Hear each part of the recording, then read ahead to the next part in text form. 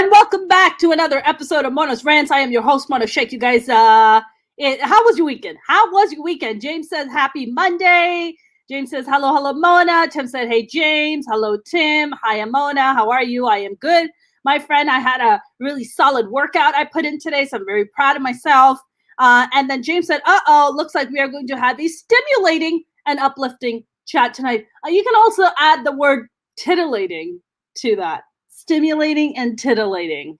That is the conversation. Tim said, love you, Mona. I love you too. I am very excited about our guest today. He has been here before. He's back again today. And, I want to talk about for single people. I think there's a lot of single people, including myself, who are out there in the dating world during the pandemic. Not that things were going so well before the pandemic. And now the pandemic really put us out of business. The single life is interesting. You have your freedom. You don't have to answer to anyone. But it also comes with now with the pandemic, I'm lucky that I have an awesome dog I can snuggle and cuddle with. But, it's like you're missing that kind of human contact and that human connection. I mean, look, sometimes I'm home for 2-3 days straight. I don't even go out because in Los Angeles County, we have 1 out of 3 COVID cases. I mean, it's really bad over here. So I'm just trying to be super precautious about everything. I'm taking extreme measures to keep myself safe. I hope you guys are doing the same. But then how do you date? How do you meet people? I try to do video calls, dates, and they've been very interesting. I did a video call with this guy. He lives in Hollywood, which automatically is a red flag. I'm sorry, gentlemen living in Hollywood. Hollywood and Beverly Hills just has the freakiest men. I don't know what it is about these two places, but they're just the creepiest dudes, say the creepiest shit. So I was like, you know what, Mona? Don't judge the guy. Talk to him. I got on a video call with him right off the bat. Before we even got on the dating thing to even talk to each other on video call, he starts talk. He's giving me personality tests to take. I'm like, what? Are you fucking giving me homework, man? I haven't even met you yet. Why are you giving me homework? And I'm like, okay, that's weird. And I'm like, all right, first personality test, fun. Ha ha ha. I sent him the results. Then he's like, why don't you take this personality test too? I'm like, okay, now it's beginning to feel like graduate school. I don't like this. I don't like this at all. What the fuck is going on? Hi, Rahul. Love you too. I'm like, okay, I take another personality. Oh my God, our personalities match. Oh, this is so nice. Oh, we should get on video call. I'm like, okay, cool. I get on a video call with him. Dude, first thing out of his mouth, he just starts talking about, he's like, I can't, I wanted to just do a video call with you. I didn't want to do a video call because with the audio call, it's just, I'm like, what's going on? I'm like, he's like, I just can't communicate properly when I have a video call. I'm like, so you're saying that you can't look and talk at the same time and form sentences? Yeah. I have this thing, this. Oh, okay. Let me check that off as a red flag right there. Okay, you can't fucking look in the camera and talk. Okay, let me check that off. Okay, cool. Keep talking. Then he's like, oh yeah, I just, this we grew up in a fundamental Christian family. My sister lives with me for 3 years. I'm like, what is a grown ass man doing living with his sister? Why? He's like, well, she has a disability. I try to help her out. I'm like, okay, that's nice. But how does that work in if you're dating somebody or if you're in a relationship? Does she not have her own life? What's going on? Oh, no. She, I help her out. I'm like, okay, cool. And then he's like, oh yeah, the entire conversation is just all very intellectual. Look, I love a good, stimulating intellectual conversation as the next person. I think that I've been doing these live streams since the beginning of the friggin' pandemic. I love those conversations. But when it comes to dating, I also like a balance of a heart. It just can't be all brains and all heart. It's got to be that good, healthy balance. And this guy was just all about, oh, I know about quantum physics and this and that. I'm like, quantum physics? yo, screw quantum physics. Take the time to get to know me, because I'm asking you questions and trying to get to know you. And it just became like this weird conversation about how he was trying to impress me. Then he kept telling me how many like mental disabilities he had. Like he was just like, I had this personality disorder and that, and I was just like, let me write that down as a red flag. Thank you for that information. Okay, yeah, okay. You keep talking. Okay, yeah. All right. So that's gonna be a no. So I was like, hey, you know what? Thank you very much. Thank you for taking the time to chat with me. I gotta run. Have you ever done? Look, I'm guilty of this. As I was talking to him, I was unmatching him simultaneously. As I was like, yeah, you keep running your mouth. Okay, all right, unmatch. Okay, all right. Hey, nice to meet you. Thank you very much for taking the time to chat with me. I hang up. And then a few minutes later, I send him a text. I don't really like to ghost people. It's not my jam. I like to be courteous. I like to be nice to people. So I messaged him back and I was like, hey, listen, thank you very much for chatting with me. I really didn't feel the chemistry. I really wish you the best of luck. This guy wrote me a long text message.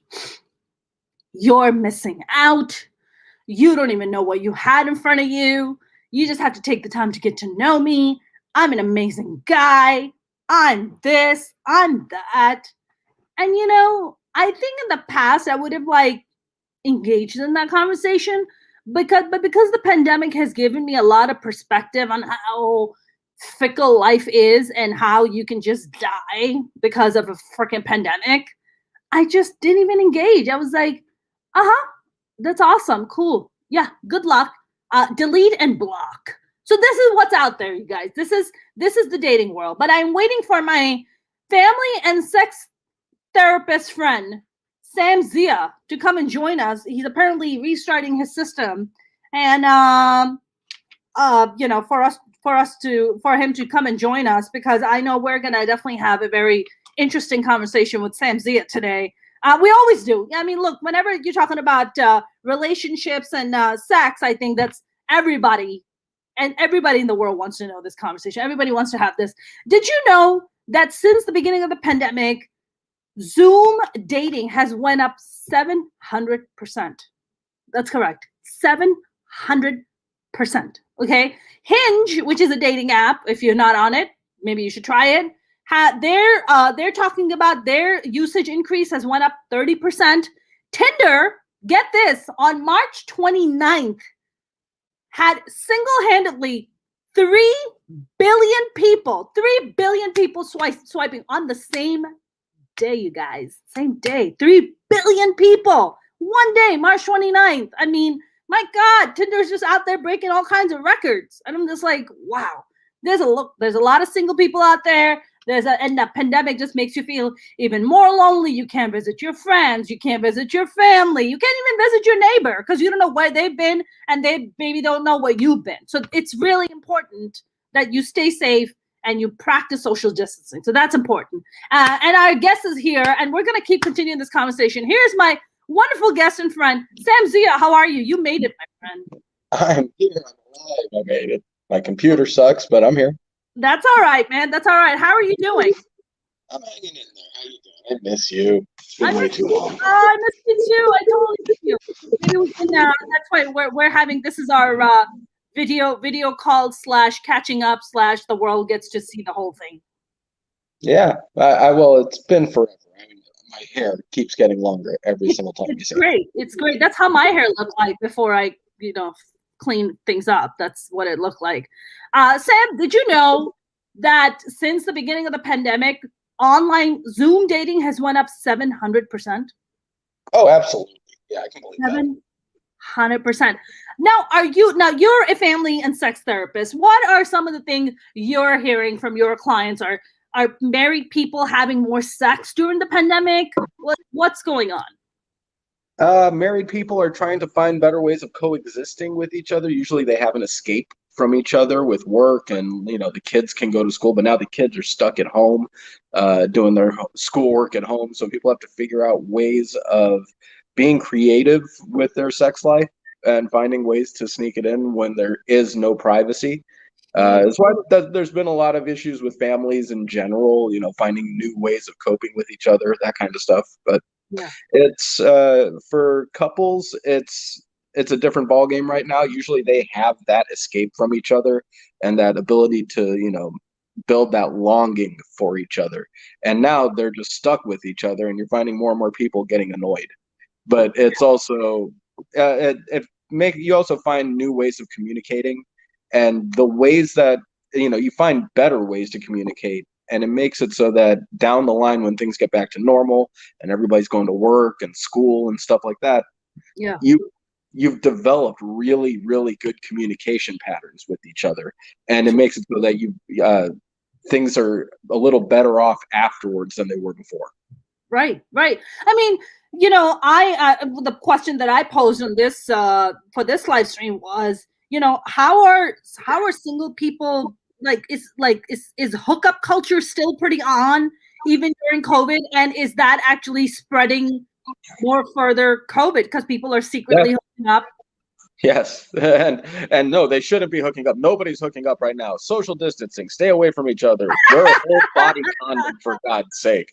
No, it's people are for the first part of the pandemic, you were seeing a lot of people really buckling in, and because they didn't expect it to go 9 months when they first started this whole pandemic thing, and they said we had to shut stuff down. It was supposed to be for 3-4 weeks, and then we get back into it, and it didn't go away.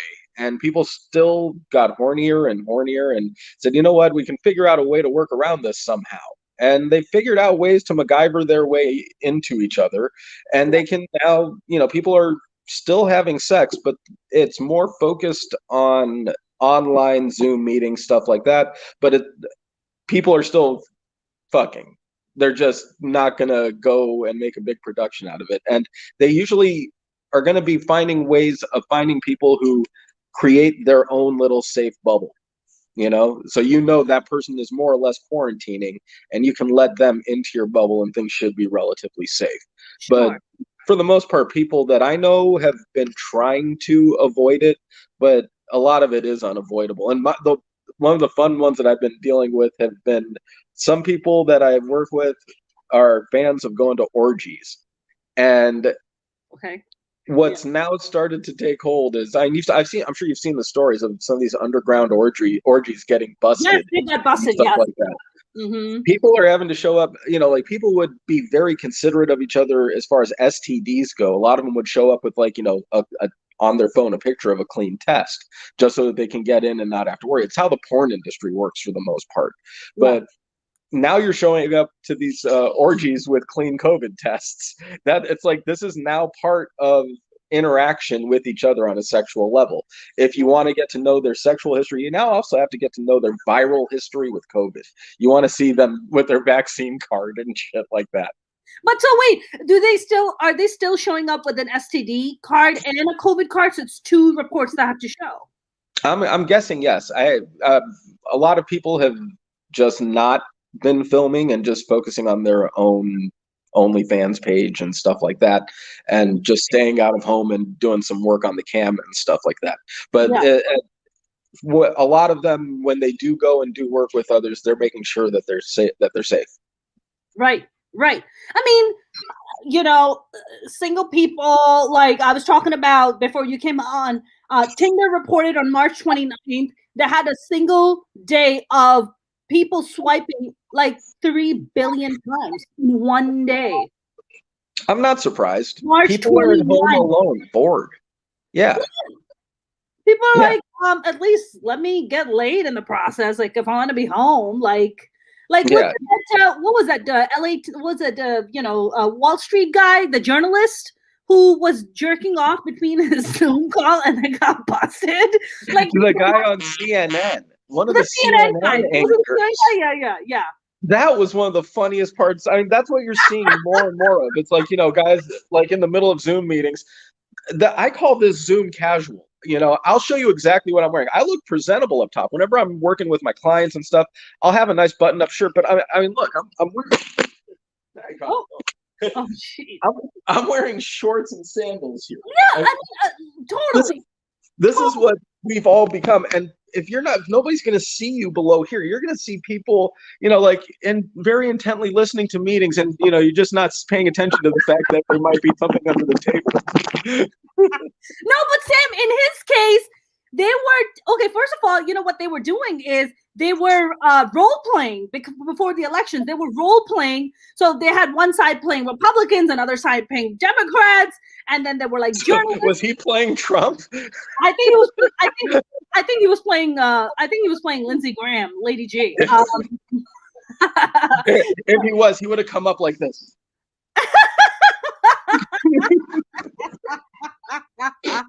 Wiping orange Cheeto flakes off his face. Fucking hell. And dude, he forgot, and they were taking a break on a Zoom call, and he forgot to turn his little camera and jerking off, and people were like, is he jerking off on Zoom right now? And then he got fired.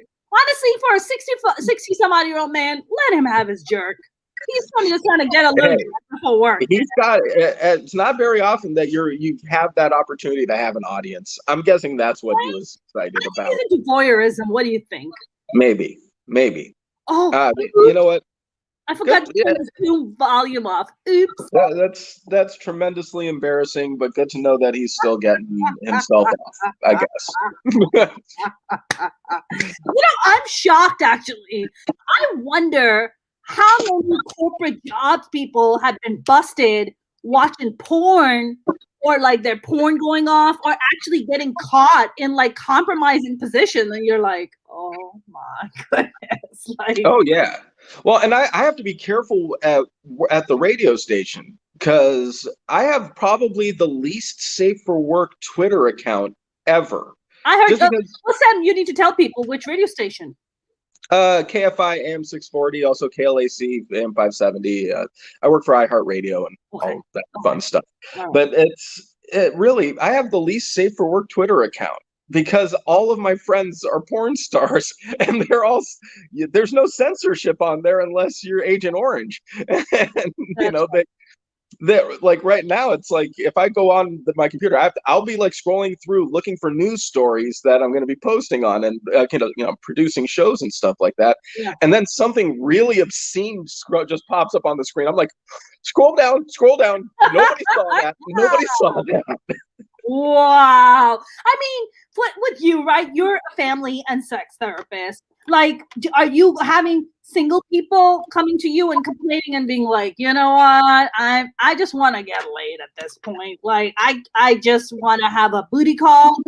And that's even a tough thing to do, right? Just trying to find a decent, safe, ongoing booty call, because even though the person might say, oh no, I'm totally being social distancing, I'm totally being safe, next thing you know, they're fucking somebody else and picked up COVID, and now they brought it to you. Yeah, and there's a lot of people that are trying their best to maintain that bubble, and if they start dating people during this time, they're making sure that they know where the other person is too. Like, both sides tend to try to make it as healthy as possible, but really, there's a lot of people. And what was the original question? I got hit on the tangent. Oh no, I was asking that during, how are single people dating during the pandemic, and are they help spreading COVID? Yeah, carefully. A lot of them aren't. Yes, they are getting extremely horny, and they'll come to me after the fact, dealing with the stress. Like, oh my, like people who already have anxiety are now like, oh my God, I have to go and get tested for COVID because I went and hooked up with somebody. And I'm like, you might also want to go get an STD test too. It's like these things are all now. Like, if you get an STD test, you also want to get a COVID check, because it's a respiratory illness, and you're going to be spitting a lot of spit and air with somebody. So yeah, it's going to be. I don't think it's going in the air though, Sam. I don't think it's in the air. I think it's. It's in saliva, obviously. It's in saliva. It's yeah. You're getting something. I mean, are you having couples come in? I mean, you do couples therapy too, right, Sam? Yes. So are you having couples come in and being like, you know what? We're home. He doesn't want to, even though like if they don't have kids or anything, are they coming and complaining like we don't get laid? Like this? I have a friend of mine. He was telling me, he was like, man, he's like, my wife and I, like, oh shit, dude, you must be getting laid left and right. Like you guys both work from home. I was like, dude, it must be fucking awesome. He's like, are you kidding me? He's like, she wants like nothing to do with it. I'm like, oh, that's horrible. I'm like, you need to go talk to her. Like, that's terrible. Yeah, well, and that's common because, yeah, they want to have sex, but at the same time, they're stuck around each other, usually working. The kids are around it. And if they don't have kids, then if they had problems with sex now, chances are they had problems with sex before. Right. And this, if anything, has given them an opportunity to actually address the issue. And that's what a lot of my clients are actually coming in now, are addressing issues that they failed to address in the past. Now they have time, they have space, they have energy. Now they want to actually deal with whatever it is, whether it's communication issues within the relationship or even stuff where they're just not comfortable with themselves sexually. And they want to, they're in a relationship and they want to make sex good. It's just falling short because they aren't in touch with themselves sexually. They don't know what gets them off. So how do they know how to, how can you draw a roadmap to Mount Clitoris if you haven't been there yourself? that is entirely fair. Moose 1032 said, "This is good info. I'm glad you find this as good information. I aim to please, virtually though.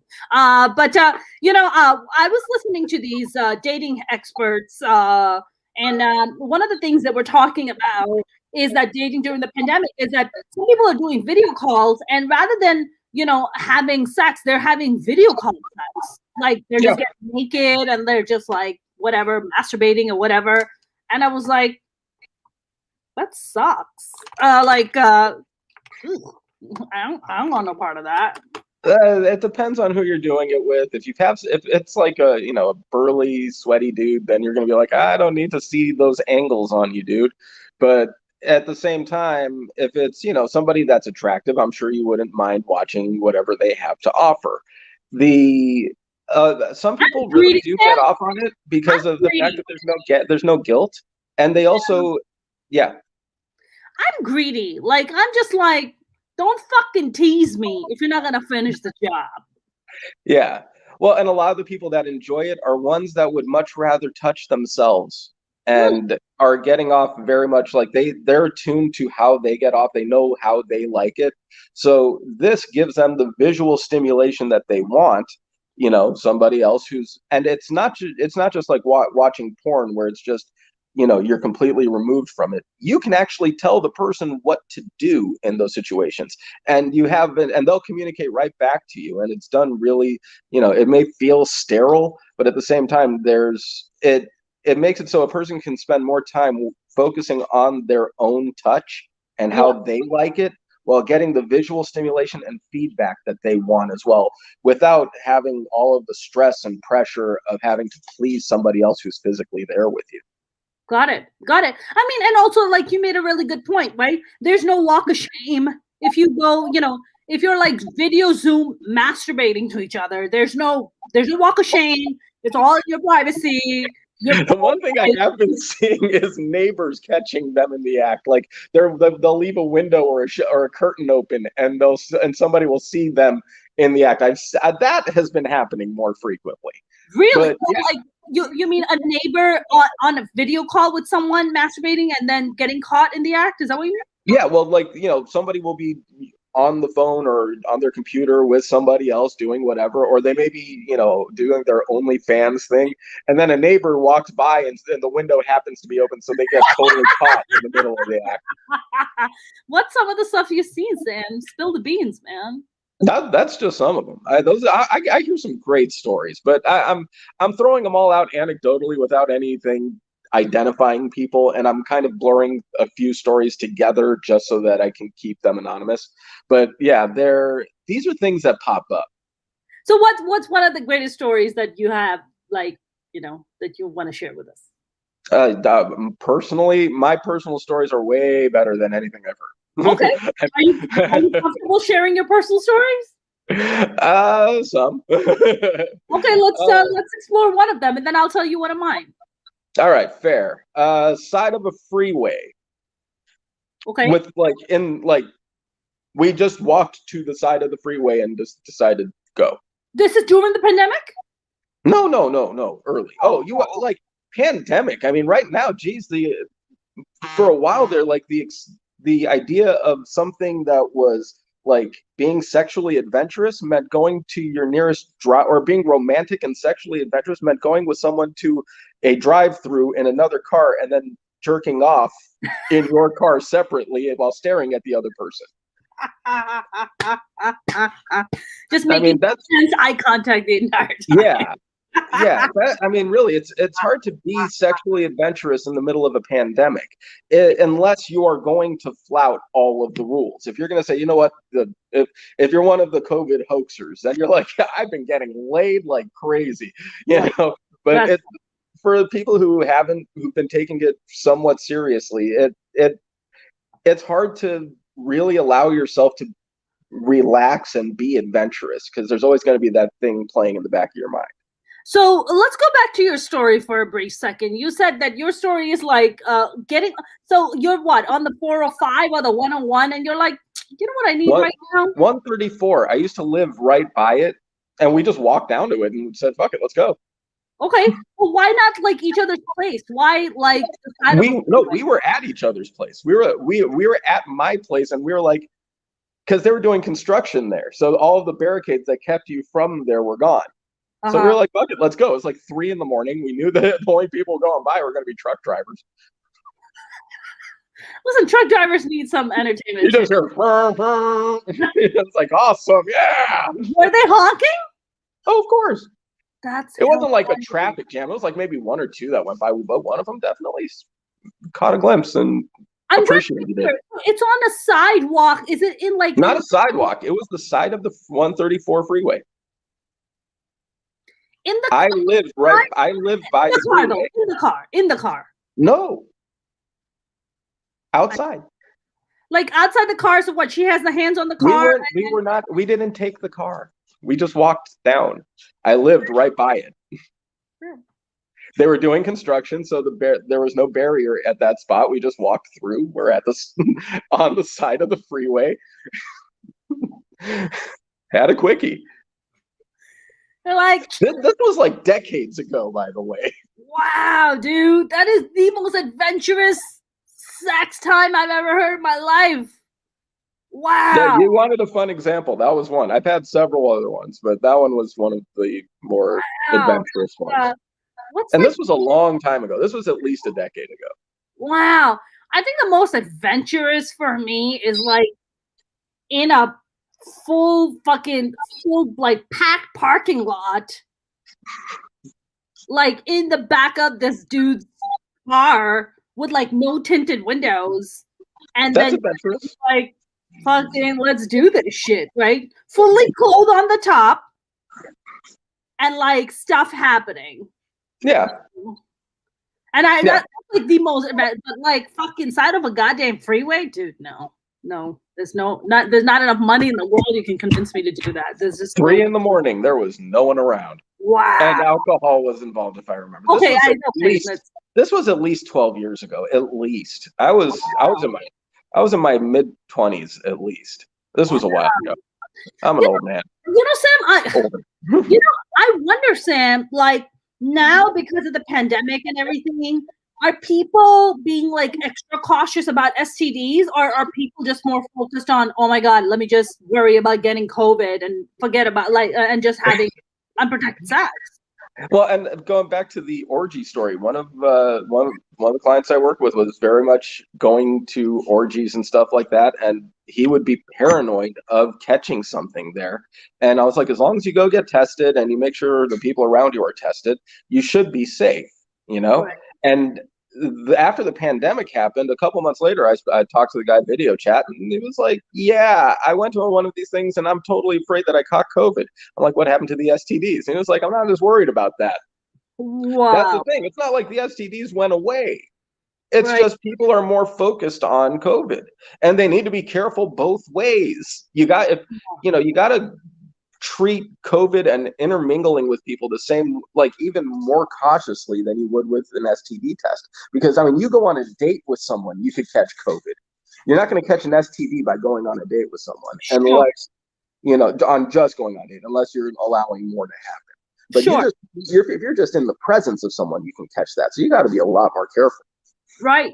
Sam, I wonder, this is just something that just came to my head about, so many senior citizens have passed away because of COVID, because of their immune systems are compromised, and, it's not really kind of equipped to handle the amount of, like suffering that comes with catching COVID.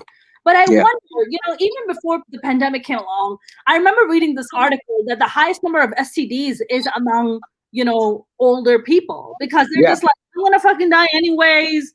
Fuck it. I'm not having protected sex. Like, we're just having unprotected sex, and this is a bunch of STDs flying around. So that was the rumor, that at the nursing homes there was just a bunch of STDs going around, because this is, it's end of life stuff, and they're going to try to go out enjoying themselves. And a lot of times we grow up with so many bugaboos about sex, either religiously implanted, that when we, or whatever, or we just are just averse to it, that once we get older, we're like, fuck it. Literally, fuck it. Like, let me stick a needle in my arm and let me have like orgy parties with no protection whatsoever. Like, who cares? Yeah. Well, and it's true, but it's also something that now that I think with COVID, people are going to be a little more cautious of just everything. This is the kind of thing that makes it so that a lot of protocol at places changes just based off of human contact with each other. I mean, Sam, you're a family sex therapist, and I wanted to know, have you been hearing cases in nursing homes where, so many older people have passed away? And I wonder, was it because they were like just hooking up, and next thing you know, one person is passing the other one COVID, and next thing you know, they're all just passing. Honestly, I don't know. It could have been anything. At this point, they're all in such close close confines with each other, and it could be a relative coming in to visit that initially brings it in, and that just spreads like wildfire. If for some of them, maybe COVID was a sexually transmitted virus, but for a lot of them, I'm not sure. That's something that you would have to go case by case to determine, and I don't know if there's enough time. So, orgy parties, somebody say orgy parties, yay, they're very excited about orgy parties. These orgy parties that have been taking place and that have been getting busted, is this at people's homes? Is this at Holiday Inn? Where the fuck is this happening, Sam? Wherever they come up. I'm sure there's some at people's houses. I'm sure neutral, normal locations, random spots. I always like one spot that I'm like, there's nobody ever at, is like 3 in my building that I live in the parking lot on the ground bottom level. There's nobody ever there. And I'm like paranoid about like homeless people orgies going on down there.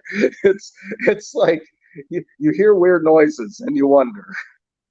Listen, man, homeless people deserve love too. Sam, is it true that homeless people are not really counted in as part of the COVID counts of contriving COVID and dying of Honestly, it? I don't know. I don't know enough about it to make that call. I'm sure if they go to the hospital with symptoms, they're going to get counted. But if they haven't gone to get checked out and they pass away, I'm sure if somebody picks them up, they're going to try and find cause of death. And if they have COVID in their system, then that's it. Right, of course. I mean, now with all these dating apps and everything, everybody's just trying to find love. Now that finding love was that freaking easy in, cosmopolitan cities like New York and LA and, all these major cities, it's hard, man. How much do you think dating is going to change because of COVID, Sam? I think it's already changed, and it's going to be decades before it gets back to somewhat what we were seeing before. Yeah. Really, I get the feeling that we're going to, I don't know if a century ago, after the Spanish flu epidemic happened, the Roaring '20s happened. Everybody partied their asses off because for good reason. I get the feeling we're going to have that come up again. So I think we're going to have a stretch where everybody's just going to be so grateful that they could go out again, that everybody's just going to be going around doing everything. You're going to see spikes in STDs. You're going to see everybody just happy to be around each other again. And then Gradually it'll start tapering off in about a decade or so, where people are like, okay, well, we got all of that out of our system. Yeah. Let's go and, find more stable dating patterns and stuff like that. So that's my guess. But I'm not gonna say that. You can take it for a grain of salt, I guess. I mean, I wonder, Sam, that now because pandemic has put a lot of perspective for people, people have had a really time to just kind of sit with themselves and figure out like what's a priority. Like I've had a couple of friends who've been dating and they were like, "Yep, COVID could just come and kill me anytime." They got engaged, they're about to get married, or they're gonna have a kid. It just kind of expedited that process for them, where they're just like, you know what, life is short. Like, let's get to it. Like, this is the person I'm with. I love this person. Let me just make it happen. What am I waiting for? But I wonder, Sam, do you think dating, once like people start getting vaccinated, people start going out and start dating again and partying again and going to restaurants and stuff, do you think there's gonna be a higher maybe like commitment level with people where they're like, let me not fuck around so much. Like, let me go out, but let me like find someone and just settle down already. I think it depends on the person. I feel like anything, it'll be like putting their normal behavior into an amplifier. It's going to, if you're already looking for one person to have that beautiful, just stable relationship with, then you're going to be looking for that at all costs once you get back to normal. That's going to be your primary focus.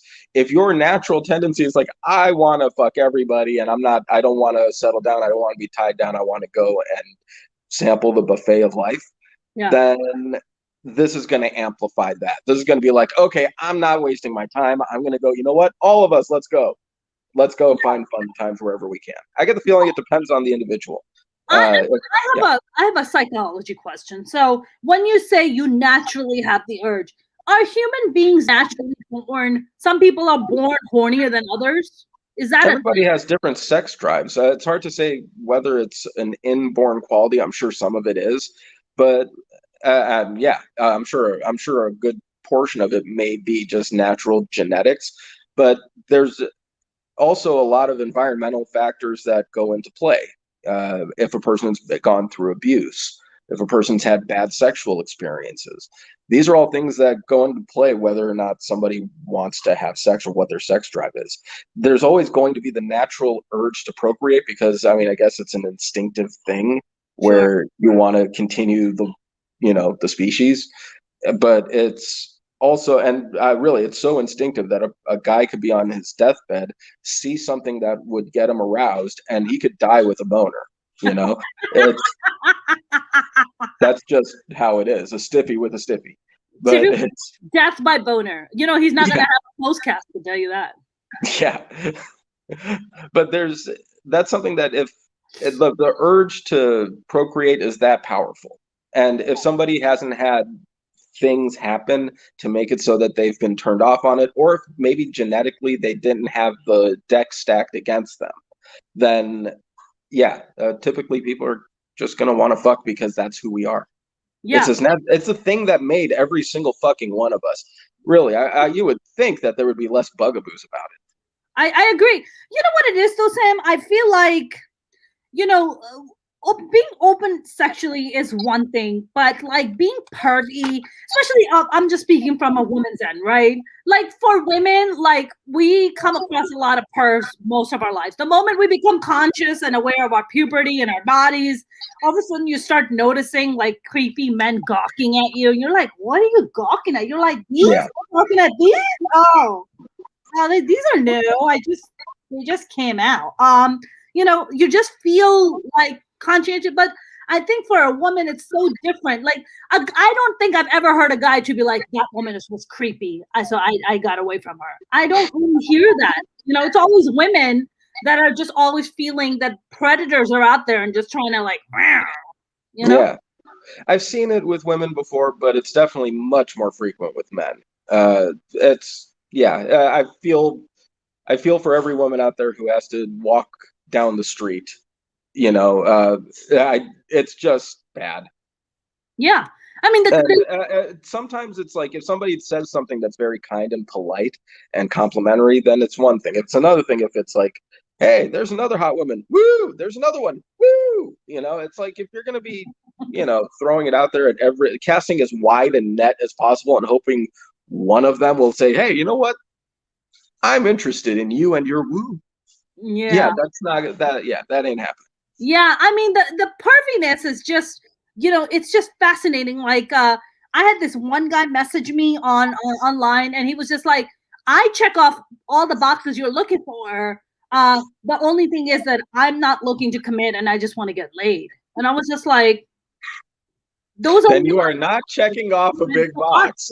I was like, those are not the boxes you have checked, so I don't know. So he's like, so do you want to fuck? Like, do you want to get together and fuck?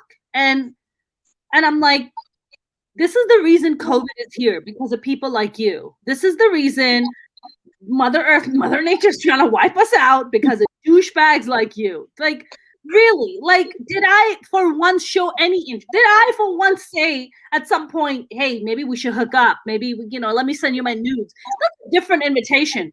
There's nothing in my conversation that has enticed you to come at me that way. Sam, why are men like that, Sam? It sounds like he was trying to type that message with his dick. I think no, he did type it with his dick. But why, Sam? Why do you guys do that? Like, what is that? Can you break the psychology down for me? It's fucking weird. It plays back to neediness, but it's also something where if a guy is aroused, the ability to make rational decisions goes straight out the window. And that's saying, only enough blood between two heads, or on one head and you have two of them, you only have enough blood to control one. Whenever guys are turned on, they make bad decisions, especially if alcohol's involved. So if he had a couple of drinks and he was horny, he wasn't typing that with his fingers, he was using his dick. And it's something that guys want to be, especially if it's like, oh, send me your picture, or if they send you a dick pic, they're looking for approval. They're looking for, this is me at my dirty, most, my most sexual dirtiness. And if you can be attracted to that and give me approval back, that would be the hottest shit ever to me. And that's like that mental draw is like, they're looking for that approval of the thing that's the most base about them. I mean, you know what it is? It's one thing to approach a woman and be like, hey, what are you looking for? And she's like, oh, I'm just looking for a hookup. Great, me too. Then we should get together and talk about it. But the fact that a guy just leads with his dick, or sends you a dick pic and is just like, here's my dick. You're just like, no woman I know has ever, including myself, has been like, you know what? You come over now. Thank you for sending me that hard dick picture. Yeah. It doesn't work. They're not looking for the invitation over. If they would blow their minds and their loads if they got the invitation over. What they're looking for in that moment, it may be the same thing as how flashers used to be back in the day, where they would have the trench coat and pop it open really quick. It's the reaction that they're getting off on. A lot of times they'll get that. I've come across a couple in New York City. Yeah. Yeah, and some of them have that feeling of deep insecurity, and they're almost playing and getting off on the disgust that they get. And if they get approval, then it's like, okay, I'm terrified, and then they run away because that's not what they're. Yeah, a lot of times they're really. If a person goes like, "Oh my god," they're like, "Wait a minute, no." Because in that moment, it's not so much they want to share the visual, but they don't necessarily want to share what they got. There's a lot of follow-up. They don't want the follow-up. Remember, typically the reaction they get when they do that is one that's shame. They're being shamed whenever they do that. That's the typical reaction. It's like, oh my god, get that away from me. That's disgusting. That's gross. That's kind of the feeling they might be looking for. So if they're not getting that response, then it's going to be a shock to the system. Right. So you're saying that most flashers just want to be shamed?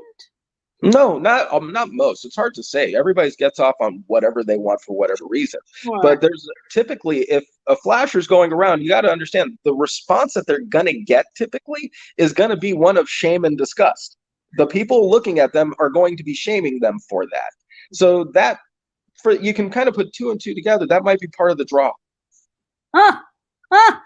Gino said the flasher wants to give her a reason to reject him. It's sick. That is so sad, Sam. Like, you want to, like, that's the most vulnerable to me, like, a person can make themselves, like, putting their privates out there for the world to see and then be shamed for it. Like, that's horrifying. Yeah, but now picture how far back that sense of shame goes. I mean, that's the kind of thing that goes back to childhood. And that's like, like you get shamed for, like, if say like a kid goes around at like a toddler goes around naked. What's the first thing the mom usually says? Ew, gross, put that away, put your clothes on. They, if you can tell them to get dressed without shaming them about their body, then you're going to go a long way. If you instill a sense of shame into something that is a natural thing that they're curious about, then they're going to maybe attach shame to that. That makes a lot of sense. My mom tells me that when I was a kid, I was like maybe 2 or 3 years old. I loved to flash people. I was a baby flasher. That's what I was. I was a baby flasher. Did your mom shame you? My mom fucking shamed the fuck out of me. Yeah. I mean, look, is there a ripple effect today? 100%. There's a ripple effect. I mean, no denying about that. I remember, like my mom used to be like, "Oh yeah," the moment guests would come over, I would just like rip all my clothes off and just run in front of them. I don't know where that came from. Like, kids do weird shit. Like, who knows where that came from for me? Yeah. And apparently, I wasn't the only one. I motivated my brother, who's 2 years older than me, and we would do it together. And we're like, all right, guests are here. We're gonna flash our guests. We're going streaking. We're going streaking. It's a family affair. And my mom would, so because I have 4 older brothers and I was such a tomboy growing up, I hated wearing dresses. Like, I hated being like the girly girl. I hated that shit. And so my mom put dresses on me. So what I would do, I would tell my mom, it's like, either you let me wear my brother's clothes or I'm going to flash the guests. So you take your pick. What's it going to be? So she would dress me in my brother's clothes. So there's a lot of pictures of me in my childhood dressed up in my brother's clothes because I didn't want to wear girly clothes. Yeah. Yeah. Oh, hey, that's how you negotiate. That's how my mom was just like, all right, she's gonna put her ass out there. Nobody wants to see it. Like, please put her in pants. She doesn't need a dress. I have literally a picture of me wearing my brother's shorts and my brother like really being pissed off. Like, she's wearing my clothes. I hate it. My clothes. Yeah. No, that sense of shame carries itself a long way. And it usually gets instilled super early, and the person that usually does it is a parent, usually mom, and it takes root, and people base a lot of what they get off on unconsciously through filtering it through that one incident or multiple incidents. Yeah. My mom tells me at this, so because I came after 4 boys, my mom always wanted a girl. And then when I finally came along, it was like, oh my God, a daughter. And I remember my mom was telling me that I must have been like 6 or 7 months old. You're like changing the baby's diapers. And my brothers all standing around. They said to my mom, why is her pee-pee missing? Like, her pee-pee's missing. Where is it? And my mom was like, that was the last time I ever changed your diapers in front of your brothers. And like, that was the end of that. She was like, I never did it again. I made sure it was like this top secret project because I never wanted them to question me where I didn't know how to answer it. That's the thing. It would be nice if she knew how to answer that question in a way that didn't shame them or you. Right. It sounds like she was, I'm never going to do this again, and made it so that there's this giant lock on that kind of a subject. So your brothers probably are just as like shamed. Oh, listen, Sean, my brother, I mean, all my brothers had never really watched my comedy. They refused to watch it.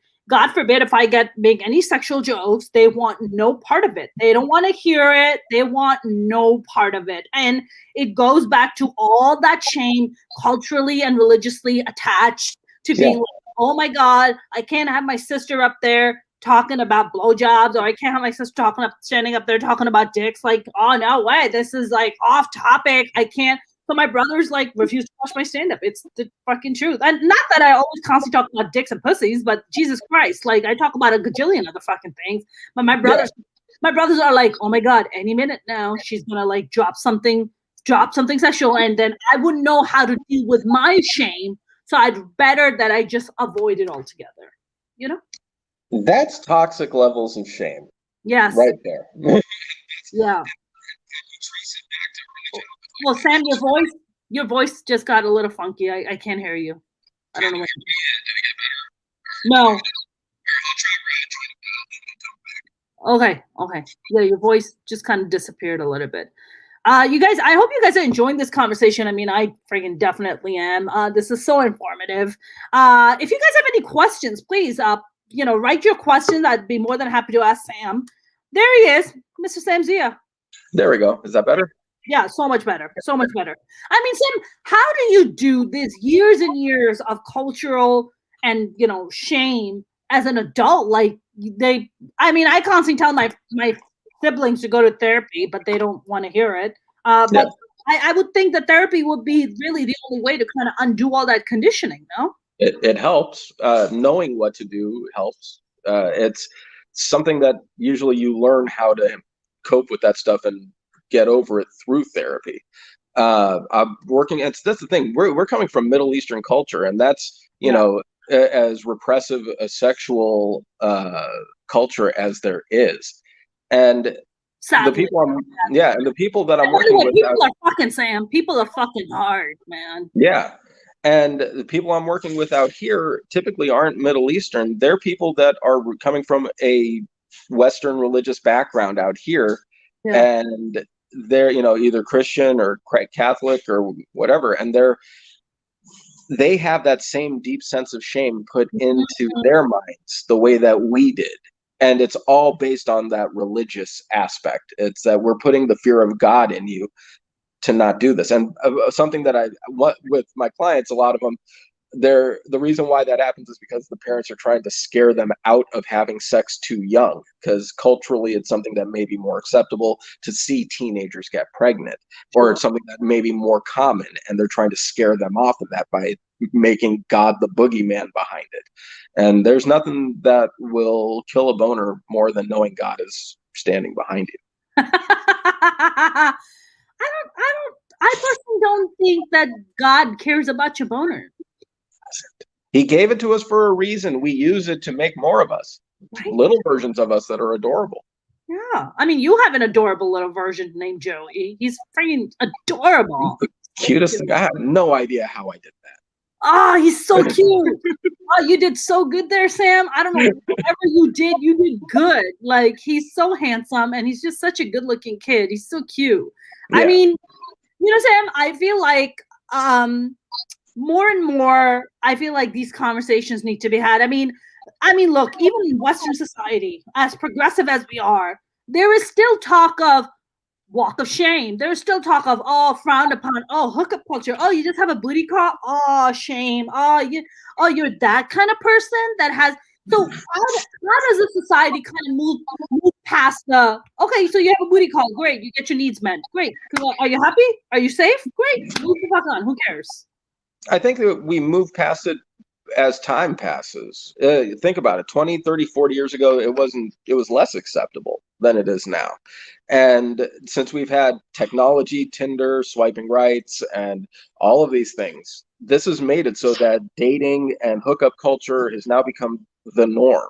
This is part of it, and you're going to also see less people dating in general, because you can do the initial meetings like this and get to know somebody like this and then go out and already have something going. So you're going to see a change in dating patterns. And it honestly started before COVID.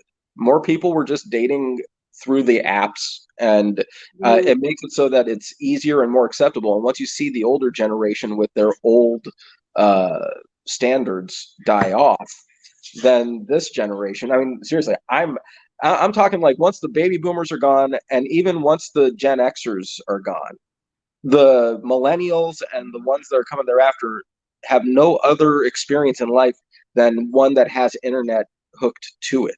That's very So we, like we have experience of life in the world without all this shit. So we know how to connect with people in person. That's going to be something, a muscle that's not going to be flexed as hard later on in generations down the wow. line. I mean, that's an excellent point, Sam. I mean, I never even thought about that. I mean, by the time, like, let's say your son Joey, by the time he reaches our age, right, Mhm. he's gonna Yeah. want to know just that. He doesn't know how to go to a bar and like talk to a girl or go to a dance floor and try, maybe Yeah. he will. I don't know because he has you to go and like help him build like in-person relationships. But most of these kids don't. Like they're Yeah. not required to. Yeah, and now, I mean, with COVID, a lot of schools are just doing virtual classes, so now they're not even interacting with each other. So it's going to be different. There's going to dating patterns are going to change, just like they did from the 40s until the 80s, and then from the 80s until now, and then in another 40 years, they're going to be completely different. And it's mainly because you're not going to have people like in 40 years, I'm going to be in my 80s. And I'm going to be the old man saying, "Get off my lawn. You need to go and actually meet people. You need to get out and put your phone down and meet people." It's like, but then they're going to be saying, "This is how we meet people. This is Right. how it's done now."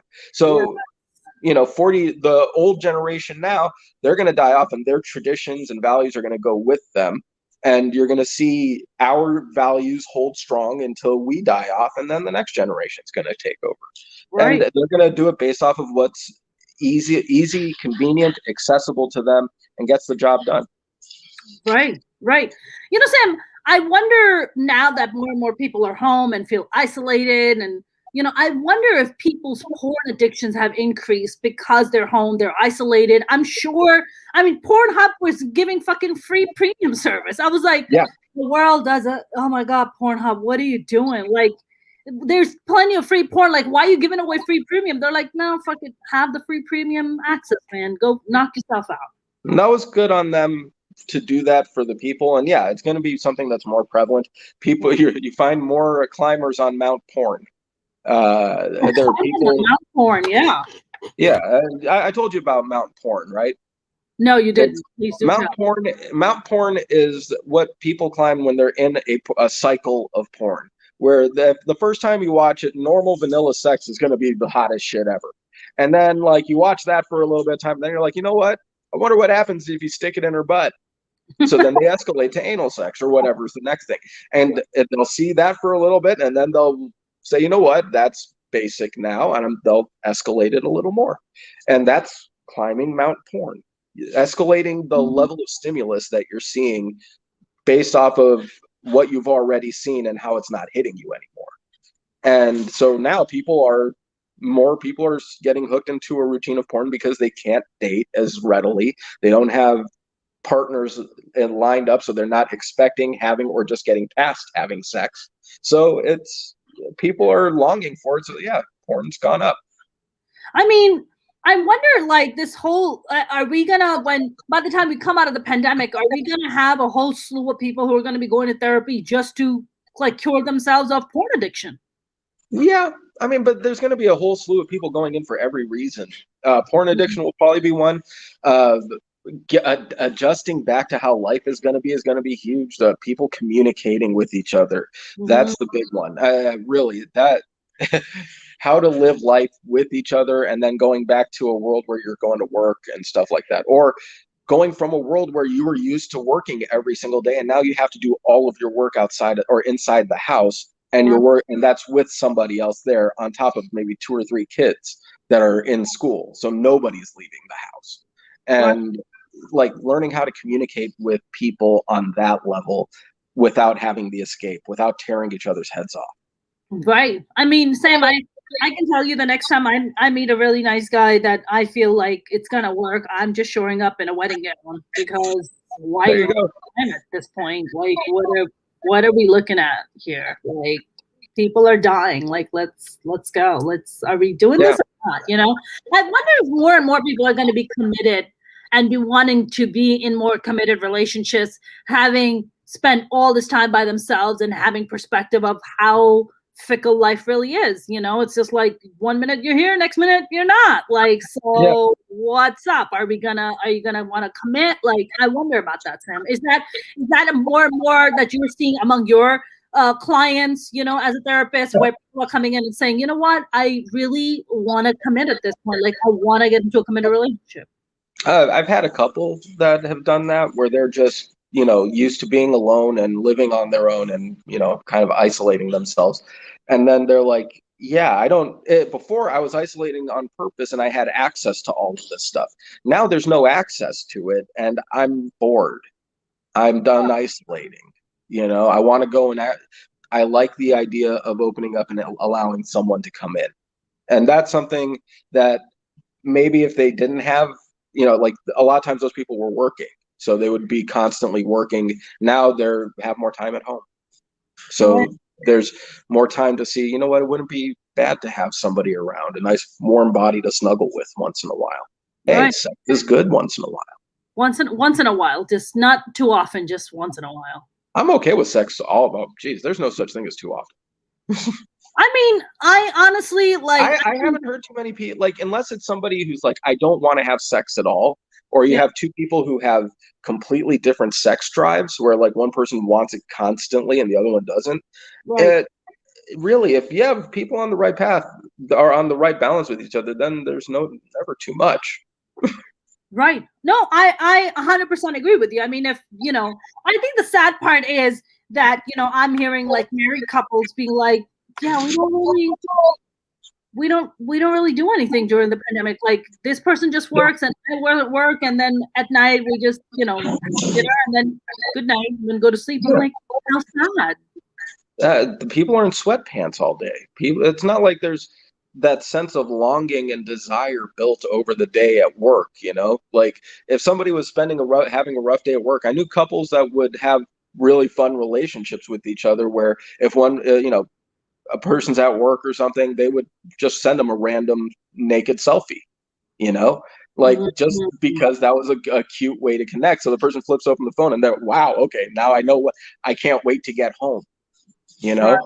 Or like before they would send messages where it's like, I can't wait to look what's waiting for you. Now that stuff's out the window. It's all just available. Getting used to being. It's not just the availability. It's that we've grown comfortable. It's not like there's this desire built around it. We're now like, okay, we're around each other for the long haul. Let's get in our sweats. We don't need lingerie. We don't need to do anything to impress each other sexually. We're stuck, we don't, and it seems like a lot of the romance has gone out the window, and it's just because there's no space to build desire. So it's true that when they say, distance makes the heart grow fonder. Very much.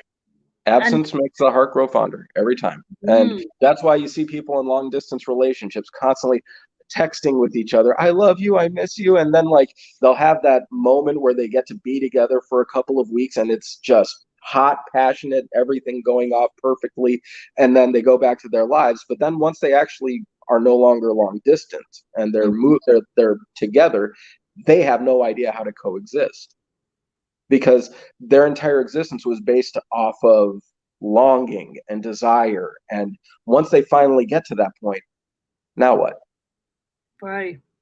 Sam, do you think that more and more like single people, especially when it comes to like New York, Los Angeles, it tends to attract the more ambitious, the people who want to make it, in whatever they want to make it in.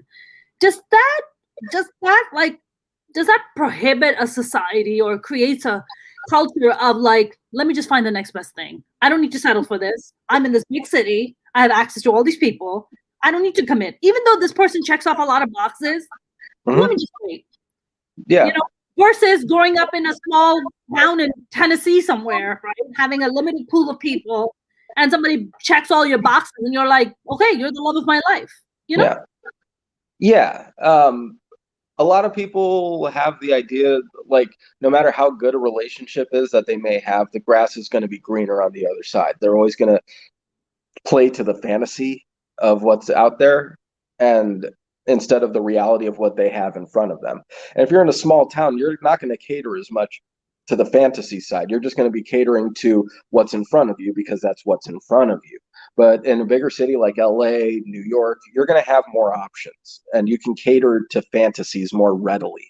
And there's, usually it's, and I'm not saying like, catering to fantasies like, I fantasize about, being whips and all that stuff. It's not like that. It's catering to the idea that somebody else is better.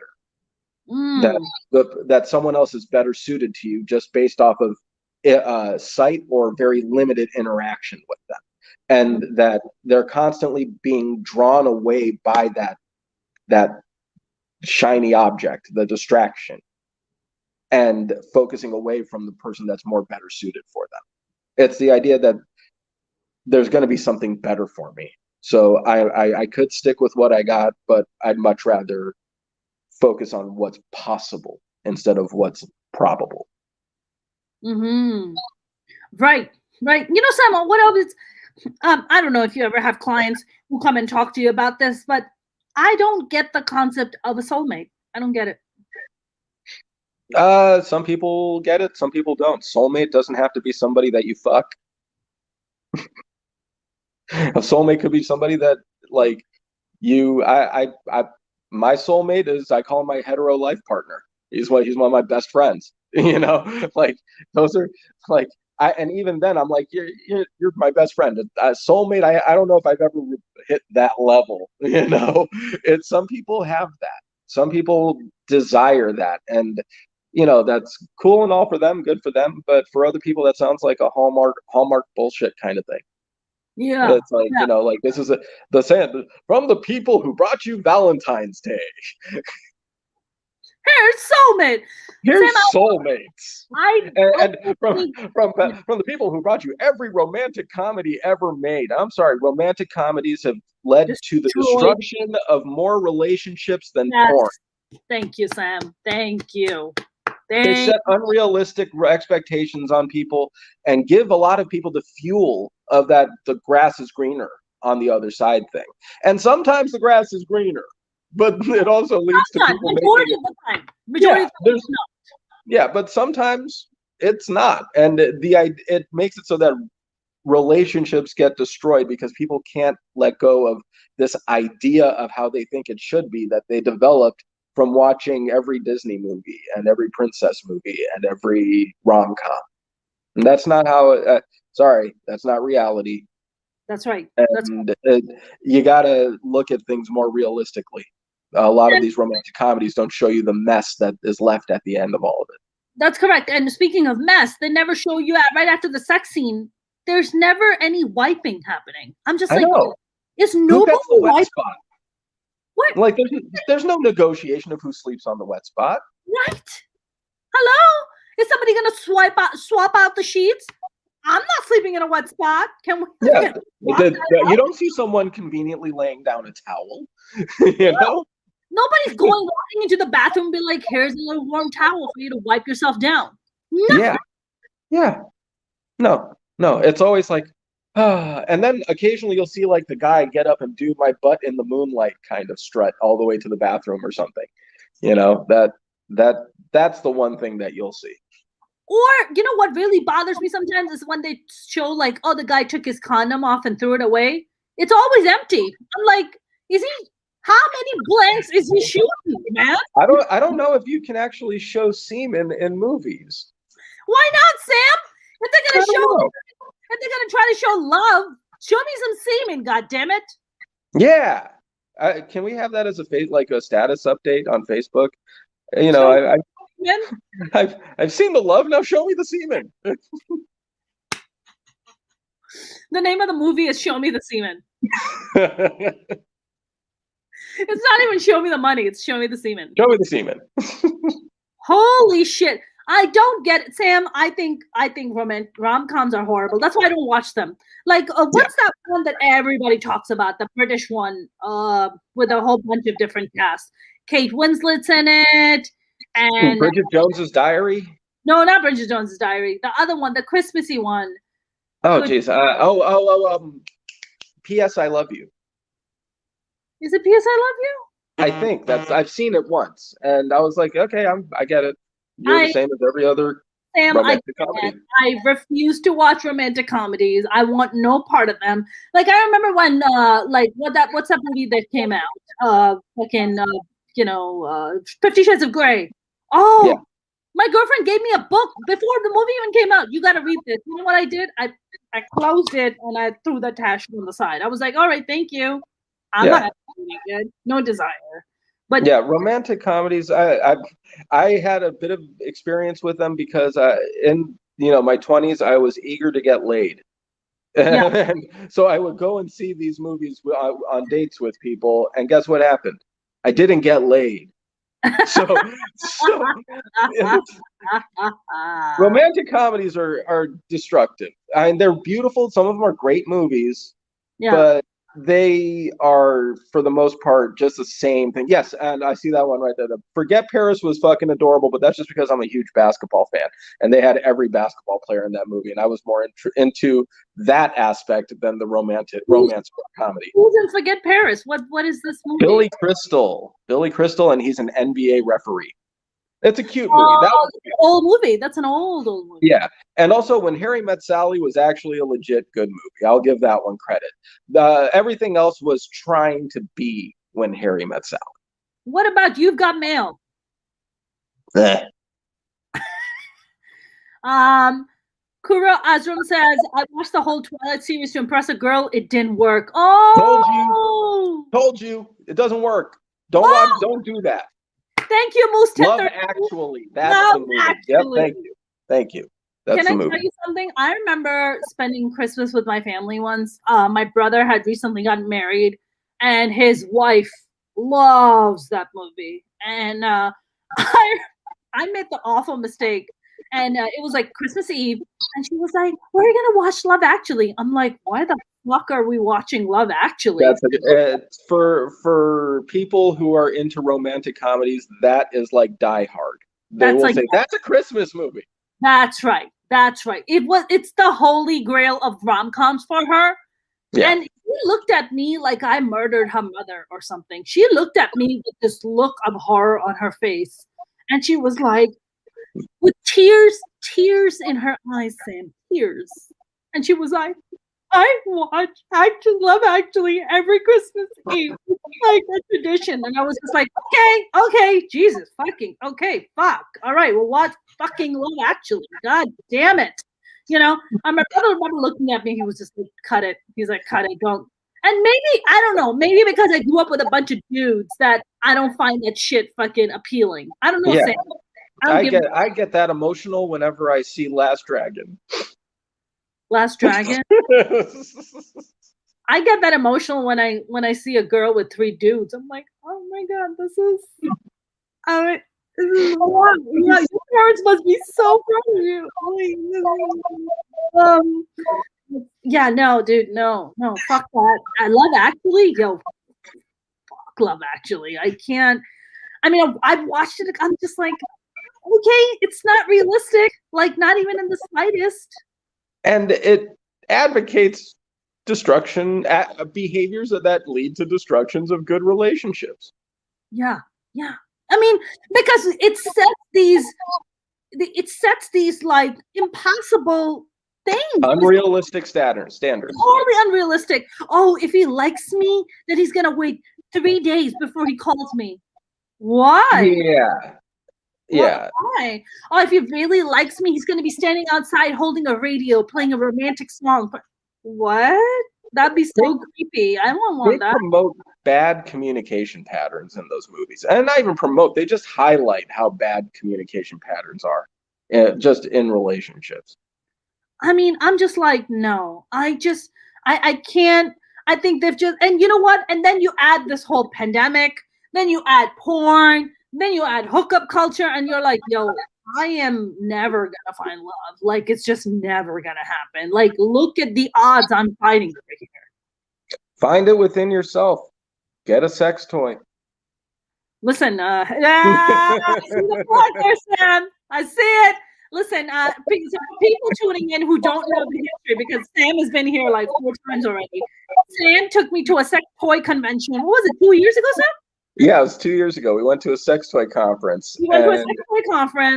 And hilarious. you saw the look on my face of absolute horror, and I was like, It oh. was the wall of dicks that did it for you. I mean, we saw Wall other of stuff, dicks.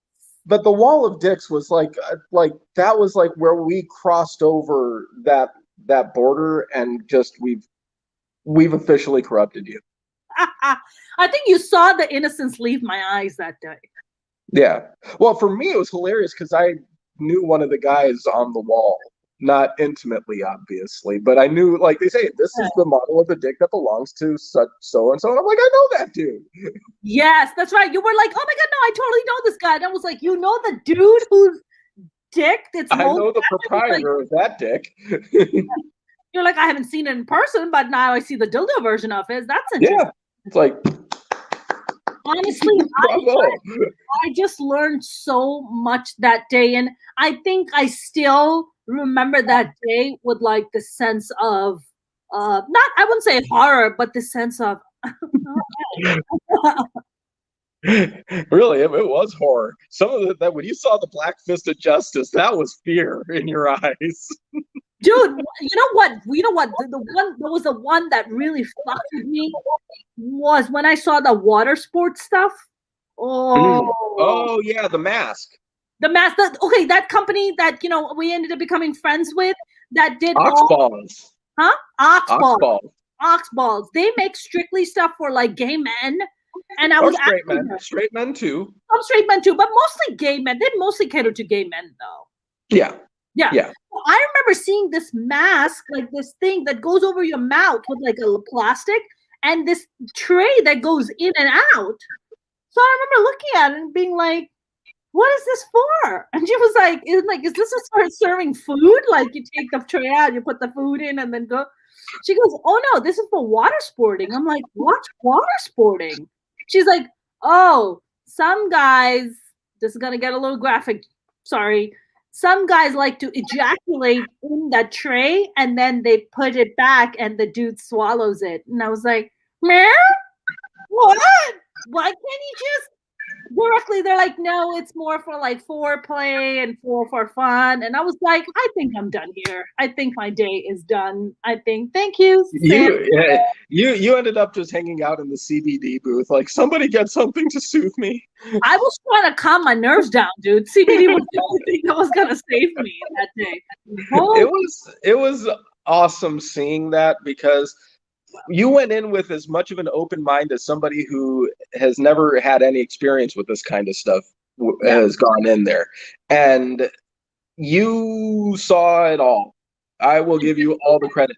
And the best, I mean, really, we got to tell people the first thing that you saw, the first toy that you saw, you were like, this is all, you're like, wow, this is amazing. So it goes into like a woman's vagina or something? It was like, no, this goes into a dude's ass.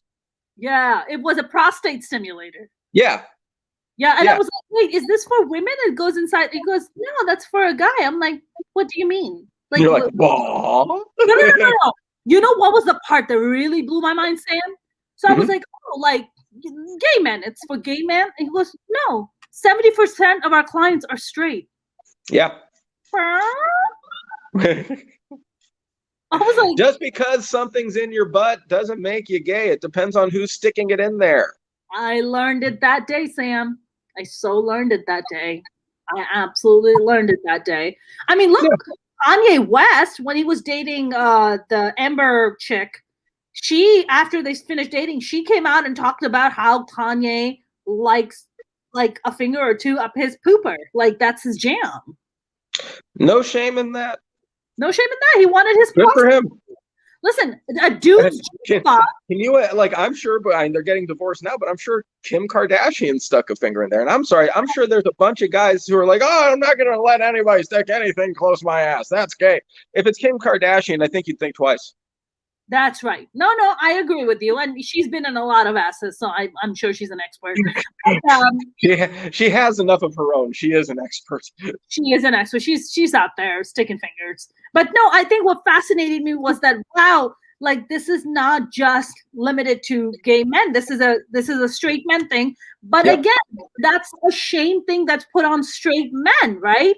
Oh, if you something, anything of your Because butt. gay men hide that, or straight men hide that stuff. That stuff that, like, we got all of our orders online and stuff like that, and it naturally is associated with gay men. But no, most of their customers are straight men, and it's something that they may feel some deep sense of shame because everybody culturally growing up, if something's in your butt, that means you're gay, and that's just not the case. That's right. And so when people are growing up with that sense of shame about that, they're going to hide it as much as possible. And stuff like this is now, so thanks to the internet, it's getting more normalized, and people aren't looking at it with a deep sense of shame anymore. So more time passes, like I was saying, generations go by and things become more acceptable, Right. So that's something that we just got to wait out all the old people who have been shaming the younger people about it.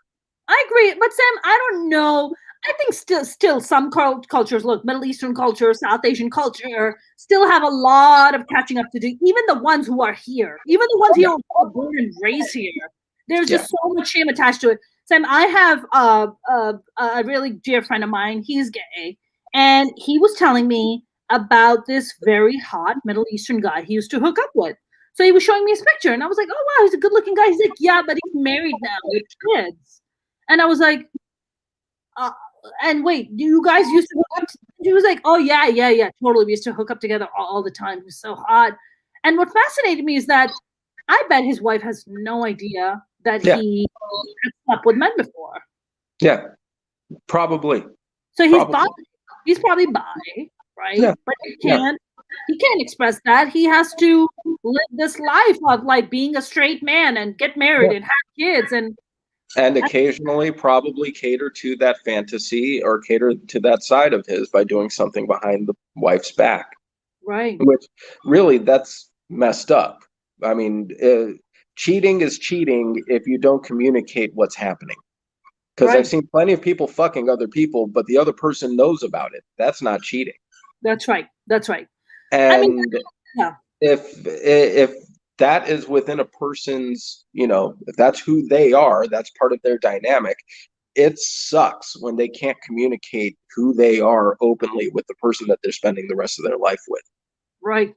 No, I 100% agree with you. I mean, one of the trends that I've been seeing a lot, Sam, on dating apps is I'm ethically, non-monogamous. Yeah, ethically non-monogamous. Yeah. Yeah, I'm ethically non-monogamous. My partner knows, we're both in an open relationship. So, but then the question becomes, are you though? You're writing it, but are you though? How am I supposed to know that you're not actually cheating but writing that? You know what I'm saying? And that's a chance you have to take. Not that I'm interested. Online. Yeah, not that I'm interested in anything like that. I mean, I wouldn't get involved with somebody who's already free with someone. I just won't. Yeah. That's my thing.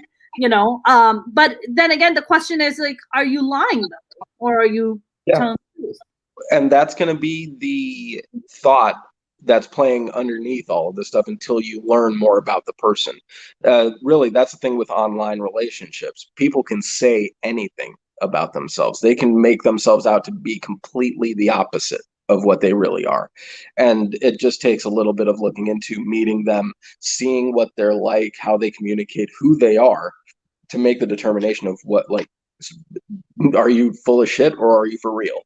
And somebody can say that they're ethically non-monogamous on their profile, but that could very easily mean that they're just looking to fuck someone else and not tell somebody. Right. But that also means that if somebody, for every one that does that, I'm sure there are 5 or 6 people who are straight up honest about it and are saying, yeah, this is how we are. This is the dynamic that we have. We're not bound to each other sexually. We are emotionally committed to each other. And that's something that, whatever makes a couple tick, if it makes them happy, then cool. Right. For sure. I mean, that's for sure. Sam, we're gonna start wrapping up. So have you been really busy with your practice during quarantine? Like, how has it been for you? Yeah, no, it's gotten more crowded. My caseload is heavier, but I've also since the kids are here, I have to kind of balance things out with their mom so that she can work and I can work. So I'm not working as much. I'm spending more time with my kids, which is good. I definitely like that. But I definitely have a very big client load that I'm also giving myself a healthy space from, because most people during this pandemic got to take time off from work or whatever. They may be working out of the house, but they're getting a break. And for me, I was still doing radio stuff. I didn't get any time off. And as far as working with people, I mean, I'm doing video chats every day with people. So that's the one thing that I could use a day off. Right. I mean, look, the Zoom exhaustion thing is a real thing, right? Yeah. I mean, Sam, last week I had Zoom call from 9 a.m. I'm not exaggerating, till like 7 p.m. Yeah. And that's more and more common now. I mean, my brain was just burnt out. I was like, oh my God, no amount of porn is going to save me right now. Like, I just need to smoke a bunch of weed, eat a bunch of food, and then just pass the fuck out. Like, Honestly, just burned out. The one good thing that the pandemic has done is given people the opportunity to redefine what makes them relax and what makes them feel good. Usually they wouldn't have the time. And that's something that it would be great if we could take some really good habits with us back into whatever normal life is beyond here. So part of it is, if you have the time, build some good habits, do some yoga, to spend more time with relaxation, deep breathing exercises, meditation, exercise, things like that. Weed is good if you're good with weed. I know people that weed causes more problems, and I know people who weed solves a ton of issues. It depends on who you are. But for everybody, consistently, deep breathing exercises, getting good sleep, making a good routine around exercise. These are the three things. If you do that well, you're going to give yourself the best chance to have a good day. Right. Oh, and I think your client's calling you. I think your phone's buzzing there. My vibrator turned on. The vibrator just turned on. Sam Zia, where can people follow you for, and where can people hit you up if they want to use your services for family and sex therapy stuff? Where can they hit you up? Hit me up on my Twitter at SamZ570. My Instagram is SamZOnAir. And as far as the psychology stuff goes, you can go to my Psychology Today profile on psychologytoday.com. Just look up Sam Zia. You'll find me. I'm there. Awesome. Sam Zia, I love you. I miss you. Hopefully I'll see you soon. I love you. I miss you. And I want tandoori chicken. Yay! We'll make that happen. Don't you worry. We'll make that happen. I love you, sweetie. I miss you so much. We got to hang out soon once all this stuff clears up. I'm getting the vaccine Thursday. You are? Oh, yay! Awesome. Yeah. Awesome. Moose said, you two are a good team. I know, Moose 1032. Thank you very much for that. I appreciate it. Sam Zia, I will talk to you soon, my friend. All right. Take care. Love you. See ya. You too. Take care. That was my lovely friend, Sam Zia.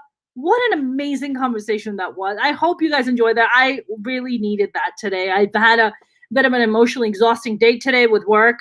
And James said, bring Mona with you. Where am I going? Who's bringing me with them? Guys, if you haven't followed me on my YouTube channel, it would really mean the world to me. I have a lot of really great content. You can go on my YouTube channel at youtube.com/Mona Sheikh Comedian, my first and last name and the word comedian. You can also follow me on Instagram and Twitter at Mona's Comedy. You can follow me on TikTok at Mona Sheikh Comedian. And if you subscribe to my channel, it would really be awesome, because I'm almost getting very close to getting my YouTube channel monetized. And the more playlists you guys can just watch, you can watch my Minority Reports podcast and digital series. I have an amazing interview there with the very funny Felipe Esparza, among other comedians, Margaret Cho. I have Congresswoman Katie Hill. I have interviews with these twin brothers, Elon Dasani and his twin brother who directed Star Trek Discovery. I have a lot of I've been very fortunate to talk to some really cool people. So you can totally go and play this playlist. But I will be back tomorrow with a fascinating new guest. James said, oh, Mona, you're essential. You need to be vaccinated. Oh, I agree, James. I agree. Trust me, I'm trying to become essential and trying to get them vaccinated. But have a good evening, you guys. Stay safe out there. Wear your masks.